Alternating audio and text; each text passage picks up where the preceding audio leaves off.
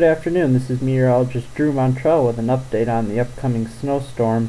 We got a complex storm system that's going to be affecting the area over the next 36 hours, and the heaviest of that snow is expected to fall between 7 a.m. Wednesday and 3 p.m. on Wednesday. Now, it's not going to be a huge storm, but it is going to be a little bit bigger than I was originally expecting, so let's get right to some graphics. It's always a good idea to take a look at what's happening first before you get into the forecast. So what I have here is the regional radar with a couple different things overlaid on it. The red L you see is like a typical weather map. That's the low pressure. It's moving north-northeast into Ohio. The red line represents the approximate freezing line. Everything south of that is rain, while north of it is snow. The last thing you'll notice is the orange oval just to our south. That is precipitation that's not yet reaching the ground, but everything else behind that to the west is reaching the ground. As the low continues to track towards the north, it's going to become a bit stronger, so that precipitation should increase. Now this map probably looks pretty confusing, but what it is showing is the pressure trends over the past 3 hours. Where you have your blues and purples and even pink colors, that's where the pressure is falling pretty rapidly. Now you can see there's a large area of that. It's kind of hard to tell where we are exactly, but that large area of purples and pinks is to our south and southwest where that low pressure is. The biggest pressure drops though are down near North Carolina and Virginia, and that's I think where the secondary low that we're going to have to deal with is already starting to show up a little bit. I created this image to show that development of the coastal low. You can see in southwest Ohio we got the low pressure system now. That's going to continue tracking to the north-northeast.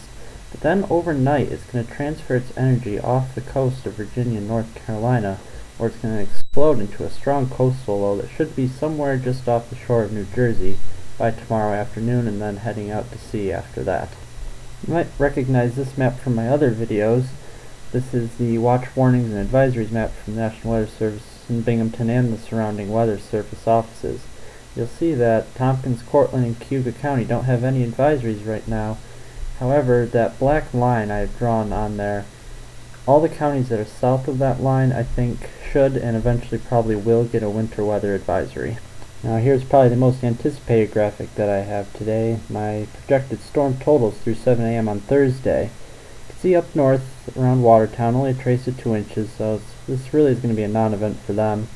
I'm at school in Oswego right now, and I'm only expecting about 2 or 3 inches.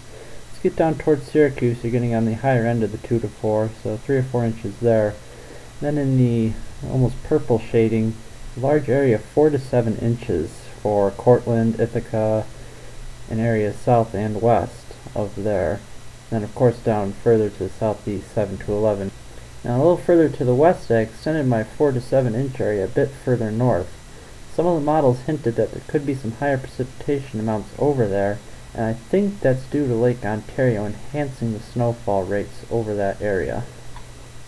These snowfall amounts over 36 hours certainly aren't a huge event by our standards, but they're enough to create some problems, so take it easy if you have to travel during this time, especially tomorrow morning and early afternoon when the snow should be at its heaviest. If you have more questions on this website, I'm going to have the Groton Weather Chat open for most of the rest of the afternoon and into the evening. If you've never used the Groton Weather Chat before, what you do is you go on the website, and on the sidebar you'll see the image. As you can see on the screen, it says the Groton Weather Chat is open. What you do is you click that button, and then you just fill in your username and you hit enter chat room, and I will be there waiting for you to ask me questions, and you can get your personalized forecasts on the storm. And that's all I've got for now. Make sure to stay tuned to GrotonWeather.com for the latest. Thank you for watching, and stay safe.